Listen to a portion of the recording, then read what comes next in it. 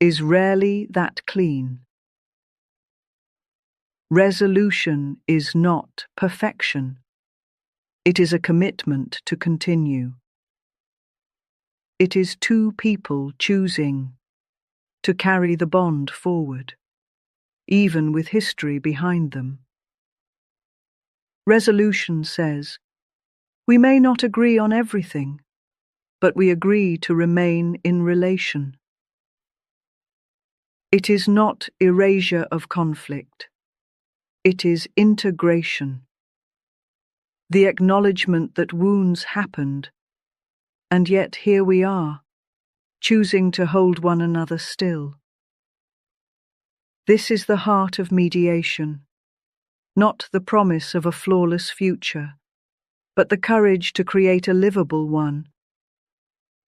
And that courage, when practiced, turns fragile ties into resilient ones. As we close this hour together, hold this truth. Relationships endure, not because they are without struggle, but because they are tended with care. Respect builds the ground. Boundaries shape the bridge. Repair strengthens the fabric. Trust keeps it alive. And compromise, that art of meeting in the middle, ensures that two stories can continue side by side. None of this demands perfection. It demands presence, the willingness to stay at the table, to keep choosing connection, to believe that together is stronger than apart. Carry this with you. Resolution is not a destination. It is a rhythm, a practice, a circle you return to, again and again, each time deepening the bond. And now, as you breathe into that rhythm, you are ready for what comes next. At 3 p.m., Amari Freeman will meet you. Their gift is breath. Their wisdom is presence.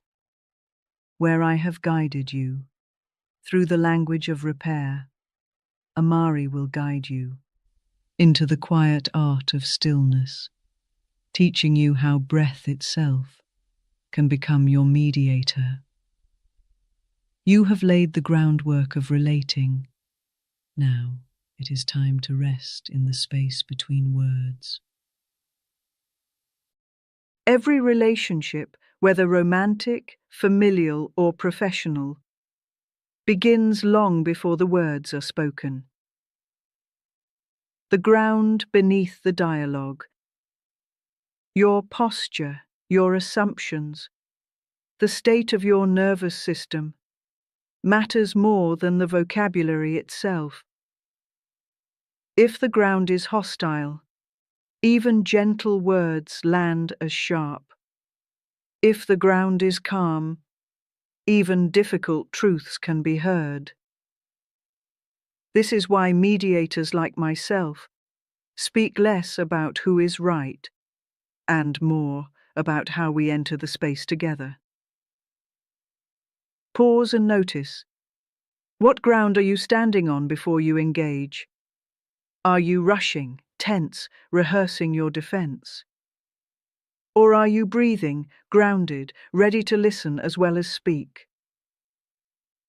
Because the state you carry in is the state you invite out. Your calm gives permission. Your defensiveness breeds more defense. Your gentleness opens the door.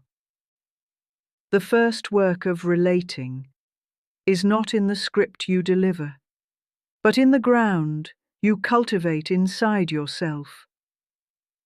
In mediation, I've seen this again and again. Listening changes the room. Not the performative nodding, not the polite waiting for your turn, but real listening. Listening that absorbs. Listening that acknowledges.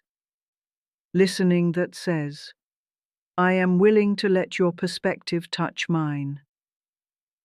When one person listens, the other softens. When both listen, the argument becomes dialogue. And here is the paradox. When you listen deeply, you don't lose yourself. You find common ground. Listening is not surrender. It is stewardship. It is the tending of the soil, so the relationship can grow. So as you think of the connections in your life, ask yourself, am I speaking to win, or am I listening to understand? Because progress in relationships is not measured by who convinced whom. It is measured by how well we kept the ground, safe enough to return to tomorrow. Most conflict in relationships doesn't come from what is said. It comes from what is left unsaid. We carry invisible contracts in our minds, assumptions about how others should act, what they should know, what they should provide, without us ever spelling it out. You expect your partner to remember the date, your friend to call first, your colleague to notice your extra work. And when they don't, the silence feels personal. The disappointment swells. The relationship sags under the weight of an agreement the other person never knew they signed. This is the quiet fracture of expectation. It is not that the need is wrong. It is that the need remained hidden, and so could never be met. Unspoken expectations are heavy, heavier than most spoken demands, because they invite resentment without offering resolution. So the question becomes, are you willing to speak the contract aloud? Are you willing to say, this matters to me? That is where mediation begins, not with judgment, but with the courage to name what has lived in silence. When we fear speaking expectations, we convince ourselves that silence is safer. If I don't say it, I won't seem demanding. If I stay quiet, maybe they'll notice on their own. But silence does not protect connection. It corrodes it. Clarity, however, though vulnerable, though sometimes awkward, protects the bond. Clarity says, I value us enough to risk honesty. It invites repair instead of quiet resentment. You cannot control whether the other person agrees, but you can free yourself from the exhausting game of waiting to be guessed. And often, when you risk speaking plainly, you find relief on both sides. They are spared the pressure of deciphering you. You are spared the loneliness of being unseen. This is not weakness. This is strength in its most relational form. To be clear without cruelty, to be honest without hostility. Because relationships flourish, not in perfection, but in clarity, not in guessing games, but in the brave work of speaking what is true. Many of us fear conflict, as though it were the death of connection. We imagine that if voices rise, if tempers flare, if we disagree openly, the relationship will crumble.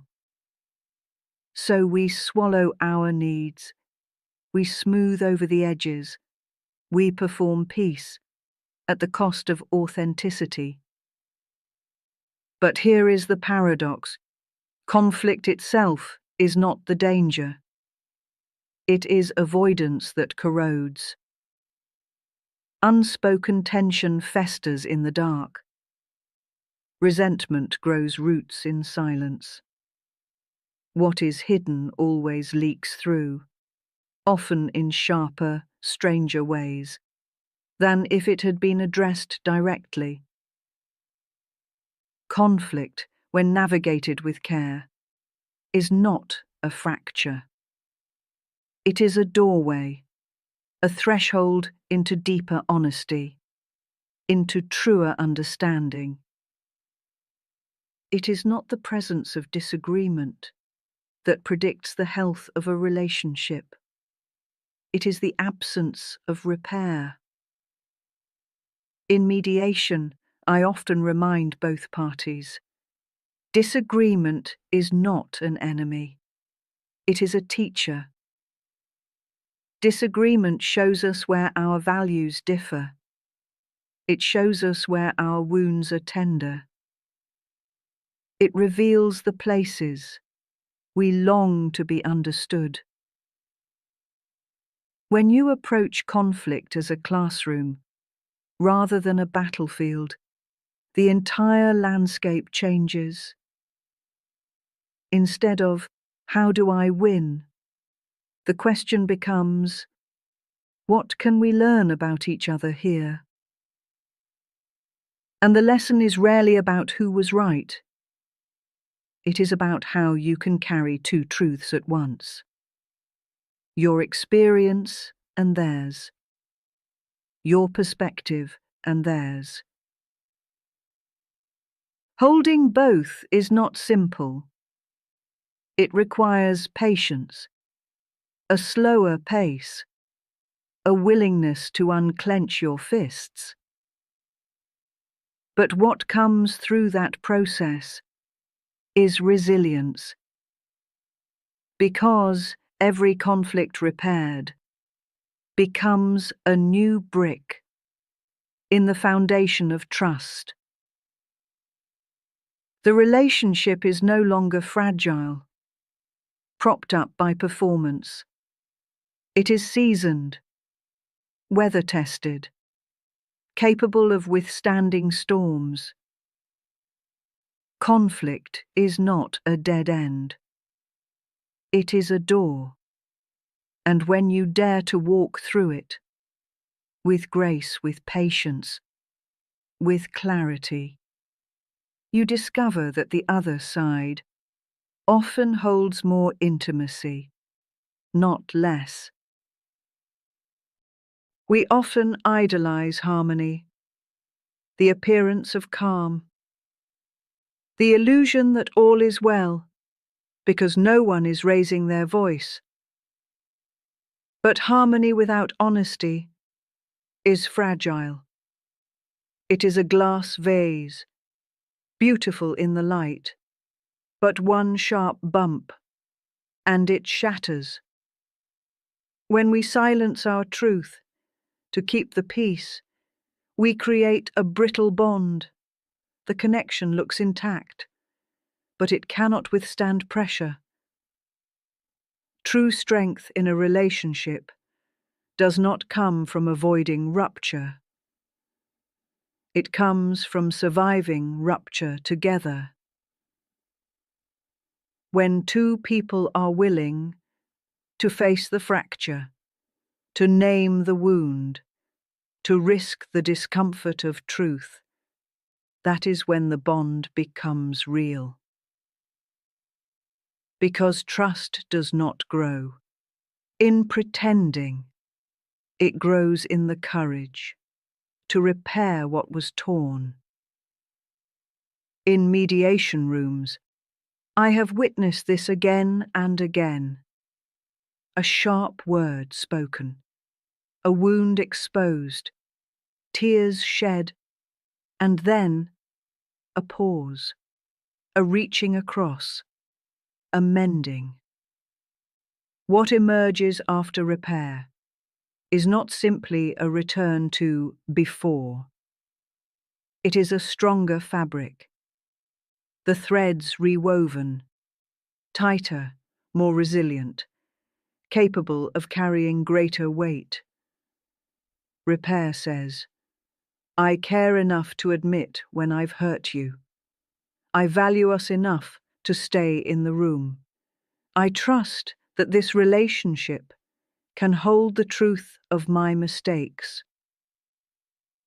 This is how intimacy deepens, not through flawless harmony, but through imperfect honesty that is met with repair. The next time conflict arises, as it inevitably will, remind yourself, the rupture is not the end. It is the opening. Repair is not a shameful admission that you got it wrong. It is a powerful declaration that the bond matters more than pride. Harmony can be pleasant, but repair is sacred. It is the process by which a fragile connection becomes enduring. When most people hear the word boundary, they imagine distance, a wall, a lock, a shutting out. And because of that, they fear boundaries. They think, if I set a limit, I'll lose love. If I speak my needs, I'll push people away. But here is the misunderstanding. Boundaries are not walls. They are bridges. A wall says, stay out. A bridge says, here is the safe way across. Boundaries provide clarity. Where I end and you begin. Where I am safe and where we can meet. Without boundaries, connection collapses under confusion. One person feels invaded, the other feels unacknowledged. With boundaries, the relationship has shape. It has integrity. It becomes a meeting of equals, not a muddle of overextension. Boundaries are not selfish. They are the conditions that make intimacy sustainable. Think of it this way. When you draw a boundary, you are not saying, I don't want you. You are saying, I want us to meet in a way that honors both of us. That is why I call boundaries acts of invitation. They carve out the safe middle ground where true relating can flourish. A friend who says, I can't talk after 10 p.m., but I'd love to speak tomorrow, is not shutting you out. They are inviting you into a healthier rhythm. A partner who says, I need time to process before continuing this conversation, is not abandoning you. They are making sure the bridge does not break under strain. Boundaries protect energy. They protect respect. They protect the very bond that might otherwise collapse under unspoken resentment. So let this truth settle in you. Every no you offer creates the space for a more meaningful yes. Boundaries are not endings. They are beginnings. They are the structures that allow relationships to endure with strength and grace. When tension rises, avoidance often feels like relief. You change the subject. You busy yourself with chores. You smile politely and tuck the discomfort away. In the short term, it feels like peace. But avoidance does not dissolve conflict. It merely buries it alive. And what is buried does not stay still. It ferments. It seeps through tone, through small resentments, through distance that quietly grows. Avoidance is like sweeping broken glass under the rug. It may disappear from view, but step there tomorrow, and you'll bleed. So while avoidance feels safer, it is not safety. It is delay. And delay compounds the cost. The alternative to avoidance is not cruelty. It is courage. To say, this upset me. This doesn't work for me. This hurt. Not with malice. Not with theatrics. But with clarity. With calm. With the intent to preserve, not punish. Facing the truth together is an act of care. It tells the other person, I value this bond enough to risk discomfort for the sake of repair. And when you practice this, the relationship changes texture. It becomes less brittle. It can withstand truth. The cost of avoidance is accumulated resentment. The gift of honesty is renewed trust. So ask yourself, where in your life are you avoiding a necessary conversation? And what would it mean to risk honesty there? Not to win, but to protect the bond itself. Because avoidance will cost you, but truth, even when tender, even when imperfect, is the only currency that keeps love in circulation.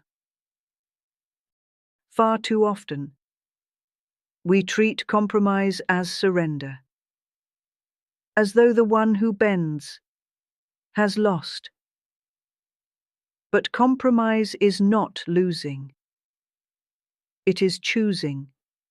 It is the conscious act of saying, I value this bond enough to find the middle ground. Compromise is the architecture of durable relationships.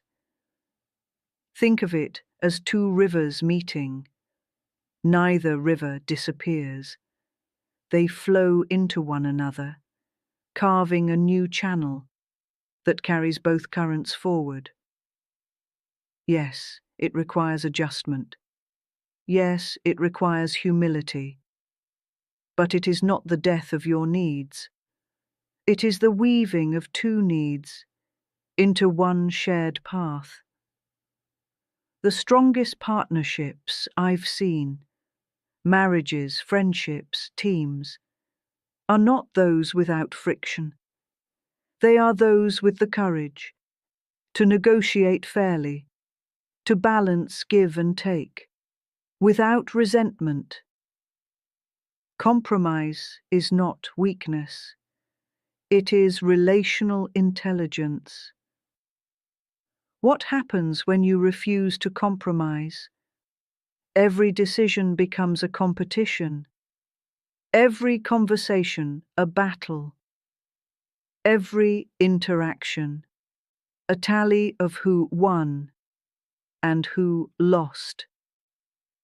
And in competition, the relationship itself loses. But when you step into co-creation, something shifts. The focus moves from my way or your way to our way. That does not mean erasing yourself.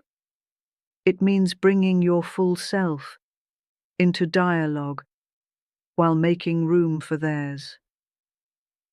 It means saying, how can both of us leave this table feeling respected? Compromise done well is not about splitting everything in half. It is about finding the configuration that honors both people without diminishing either.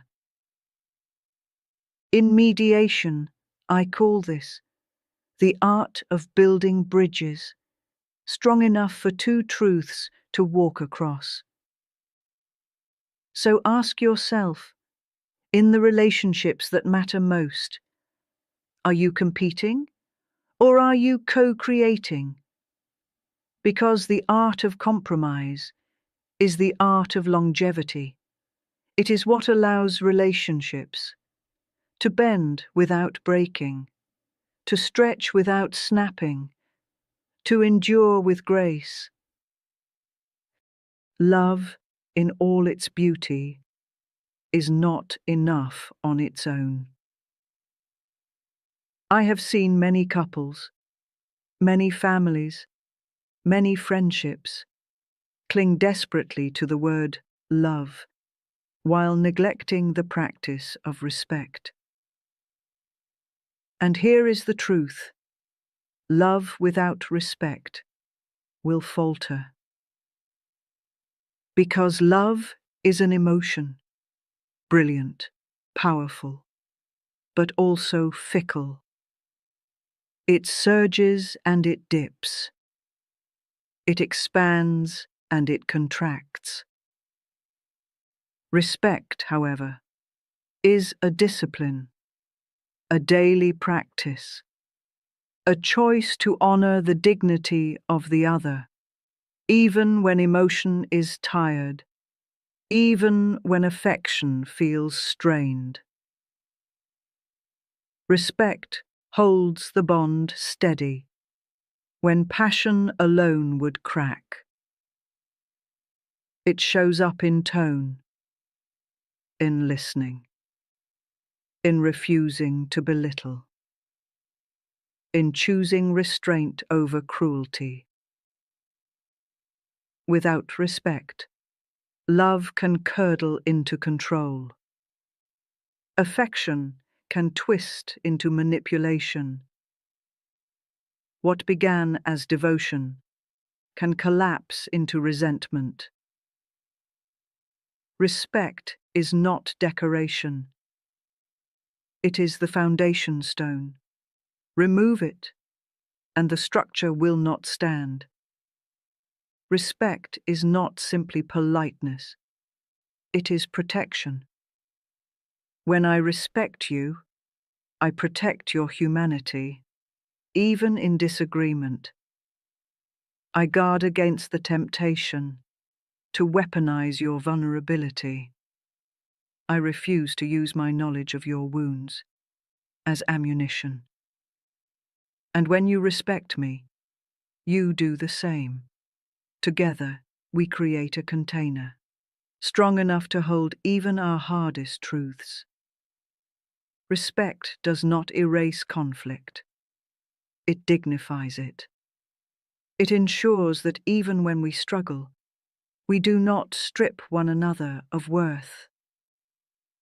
In mediation, I often witness a turning point. Two people at odds, frustrated, weary, and then one says, "I still respect you." The air shifts, the ground steadies, because respect is the tether that keeps the connection alive, even when emotions threaten to tear it apart. So, remember this: affection may waver, but respect must remain. It is respect that keeps the bridge intact. It is respect that allows love to rebuild after storms. It is respect that ensures the bond is not only beautiful, but durable. Trust is often spoken of as though it were permanent. I trust you, as though the matter is settled forever. But trust is not a one-time declaration. It is a living practice. It is built in drops, through consistency, through honesty, through follow-through. Each small act becomes another drop in the vessel. Keep your word. Show up when you said you would. Speak truth even when it trembles. These are not grand gestures. They are the ordinary drops that make trust overflow. But when trust is broken, it rarely leaks slowly. It spills, lost in buckets. This is why betrayal feels devastating, because what was gathered slowly is emptied suddenly. And yet, a vessel can be refilled, not in a day, not with apologies alone, but with drops, patiently offered, over time. Trust is fragile, yes, but it is also renewable if both hearts commit to the work. If you want a relationship to endure, tend to trust daily. Not by demanding guarantees, but by nurturing patterns. Check in honestly.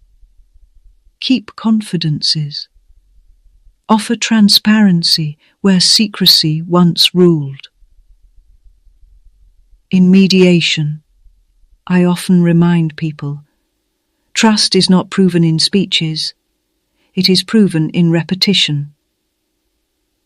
A single apology may open the door, but it is the daily choice to walk differently that keeps the door from closing again.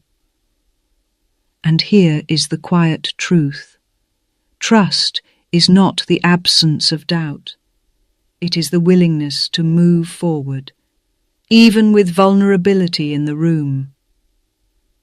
It is saying, I know you could hurt me, and still I choose to extend belief, because without belief, there is no bond.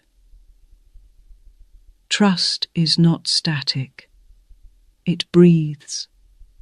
It bruises. It heals. So do not take it for granted. Do not assume it will hold itself. Attend to it. Water it with honesty. Protect it with consistency. Guard it with respect. Because trust is the living thread that weaves two stories together.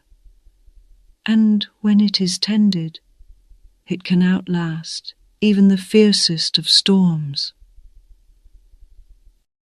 When we speak of resolution, many imagine a pristine ending. No tension, no scars. Every